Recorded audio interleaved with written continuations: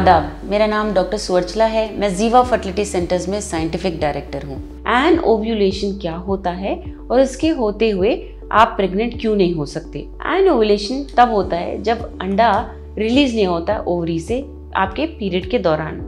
एक एग का रहना बहुत आवश्यक होता है प्रेगनेंसी के लिए और काफी सारे हार्मोन्स इस एग के ओव्यूलेशन में शामिल हैं और अगर ये ठीक ना हो, इनका इम्बैलेंस हो तो एनोवुलेशन हो सकता है। और अगर एनोवुलेशन बार बार हो रहा है यानी कि हर महीने आपका अंडा रिलीज नहीं हो रहा है तो ये अवश्य इनफर्टिलिटी का कारण बन सकता है। तो इसके साइंस और सिम्टम्स क्या हैं? अगर आप अपने नॉर्मल ओव्यूलेशन के बारे में जानते हैं तो एनोवुलेशन के बारे में आप जान सकते हैं। जैसे कुछ सिम्टम्स हैं जो आपको अवश्य आते हैं पीरियड्स के दौरान, तो अगर वो पीरियड्स के टाइम नहीं आ रहे हैं तो इसका मतलब अंडा शायद रिलीज नहीं हो रहा है। लेकिन कुछ ऐसे सिम्टम्स हम आज डिस्कस करते हैं। इरेगुलर पीरियड्स का होना, अगर आपके पीरियड्स रेगुलर नहीं हो रहे हैं तो ये एक साइन होता है। हैवी पीरियड्स होना या लाइट पीरियड होना, बहुत ज्यादा होना या कम होना भी ठीक नहीं है, ये भी एनोवुलेशन के सिम्टम्स हैं। पीरियड्स का ना होना जिसे एमेनोरिया कहते हैं, एमेनोरिया में भी पीरियड्स नहीं होने के कारण ये हम अनुमान लगा सकते हैं कि एग रिलीज नहीं हो रहा है। कभी कभी पीरियड्स का मिस हो जाना यानी कि हर महीने ना होना और कभी मिस हो जाना भी एक साइन है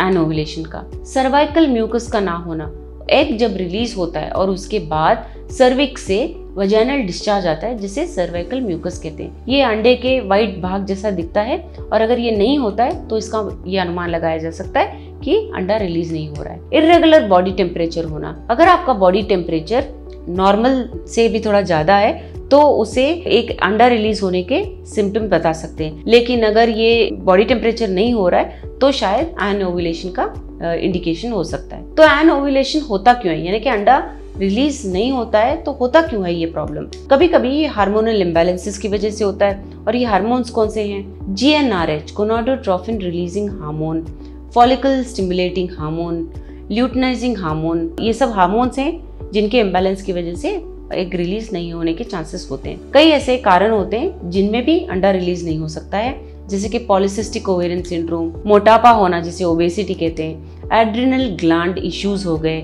या पिट्यूटरी ग्लैंड डिसऑर्डर्स है जैसे कि कशिंग सिंड्रोम, एक्रोमेगली। कुछ ऐसे मेडिसिन होते हैं जैसे कि एनाबॉलिक स्टेरॉइड्स, वो भी अंडा रिलीज नहीं होने देते हैं। Pituitary gland dysfunction, pituitary gland एक छोटा सा भाग है आपके ब्रेन में जिसका अगर ठीक से फंक्शन ना हो उसे हाइपोगोनाडोट्रोफिक हाइपोगोनाडिज्म कहा जाता है। अब ये जो पिट्यूटरी है दो इंपॉर्टेंट हार्मोन्स रिलीज करता है, LH और FSH, जैसे मैंने कहा ल्यूटिनाइजिंग हार्मोन और फॉलिकल स्टिमुलेटिंग हार्मोन, जो बहुत आवश्यक होते हैं अंडा रिलीज करने के लिए। और अगर जब पिट्यूटरी ग्लैंड ठीक से LH और FSH रिलीज नहीं करता तो अंडा भी रिलीज नहीं होता है। तो कुछ ऐसे कारण होते हैं जहां पिट्यूटरी ठीक से काम नहीं कर रहा होता है। कब होता है ये?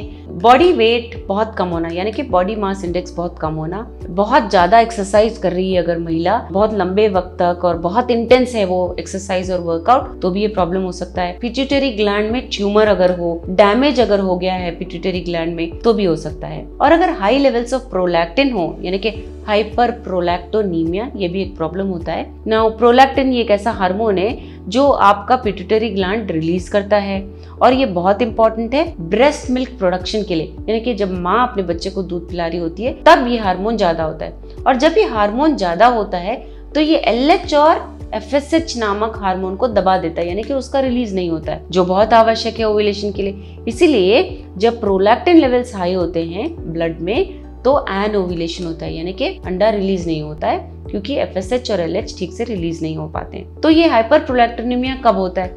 ऑफ कोर्स जब आप ब्रेस्ट फीडिंग कर रहे हैं, बच्चे को दूध पिला रहे हैं, या पिट्यूटरी ग्लैंड में कोई ट्यूमर है जैसे कि प्रोलैक्टिनोमा, तो ये भी हो सकता है। डैमेज हो सकता है पिट्यूटरी ग्लैंड को, डैमेज हो सकता है आपकी किडनीज में, लिवर में, थायराइड में, तभी भी ये हाइपर प्रोलैक्टोनीमिया हो सकता है। थोड़े मेडिसिन होते हैं जैसे कि साइकोट्रोपिक ड्रग्स या नार्कोटिक्स ड्रग्स जो अल्सर्स के लिए, जो स्टमक एसिड ठीक करने के लिए दिए जाते हैं, तो उनमें भी ये प्रॉब्लम देखा गया कि अंडा रिलीज नहीं होता। अगर थायराइड हार्मोन भी ठीक से ना काम करे तो भी आपको एनोवुलेशन या अंडे का रिलीज होना मुश्किल हो सकता है। थायराइड एक बटरफ्लाई शेप्ड ऑर्गन है आपके नेक के सामने। ये दो इंपॉर्टेंट हार्मोन प्रोड्यूस करता है, T3 या ट्रायोडोथायरोनिन, T4 या थायरॉक्सिन। ये बहुत जरूरी हार्मोन होते हैं आपके बॉडीली फंक्शन के लिए। अगर लो लेवल थायरॉक्सिन हो गया आपके बॉडी में तो प्रोलैक्टिन इंक्रीज हो सकता है। अभी जैसे हमने बात किया, प्रोलैक्टिन इंक्रीज होने से LH और FSH दब जाते हैं जिससे अंडा रिलीज नहीं होता। इसीलिए लो लेवल अगर थायरॉक्सिन हो तो भी एनोवुलेशन हो सकता है। तो यह होता कब है? हैशिमोटोस सिंड्रोम ये एक ऑटो इम्यून डिसऑर्डर है, इसमें हो सकता है। थायराइड का सर्जरी हुआ होगा, रेडिएशन थेरेपी हुई होगी, कुछ ऐसे मेडिसिन होते हैं जैसे कि लिथियम वगैरह, जिसकी वजह से भी ये प्रॉब्लम हो सकता है। कभी कभी GnRH भी कम हो सकता है। GnRH यानी गोनाडोट्रोपिन रिलीजिंग हार्मोन। ये हार्मोन बहुत जरूरी है LH और FSH के रिलीज के लिए। तो अगर ये GnRH कम हो तो भी एनोवुलेशन हो सकता है। तो इसका ट्रीटमेंट कैसे किया जाता है? सिचुएशनल अगर एनोवुलेशन हो रहा है, जैसे कि आपके लाइफस्टाइल में कुछ चेंजेस की वजह से आपको एनोवुलेशन हो रहा है, अंडा रिलीज नहीं हो रहा है, तो उसमें स्ट्रेस मैनेजमेंट एक बहुत आवश्यक कदम है। अगर आप अपना स्ट्रेस मैनेज कर सकते हैं तो भी इससे योगा मेडिटेशन वगैरह से आप एनोवुलेशन को रिवर्स कर सकते हो।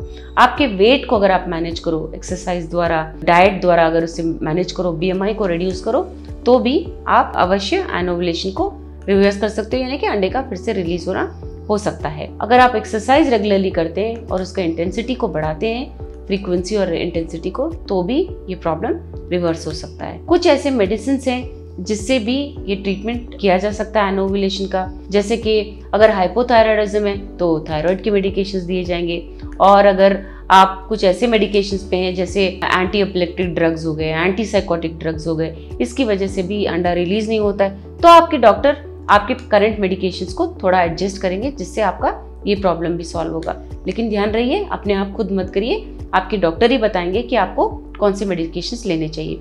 क्लोमिफेन सिट्रेट ये भी एक ऐसा दवाई है जिससे ओव्यूलेशन अगर रेगुलर हो, यानी कि अंडा ठीक से रेगुलरली रिलीज नहीं हो रहा है, तो उसे ठीक किया जा सकता है। ह्यूमन कोरियोनिक गोनाडोट्रोपिन ये भी एक ऐसा हार्मोन है जिससे आपके एग को ग्रो किया जा सकता है और रिलीज किया जा सकता है, तो ये भी बहुत अच्छा है, ये आपके डॉक्टर दे सकते हैं।